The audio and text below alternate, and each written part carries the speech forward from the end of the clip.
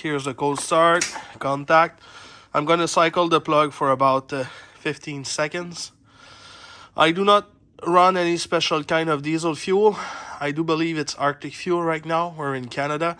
I do run a conditioner in the fuel. It's called DBF4 to help with the water and whatever. So here we go.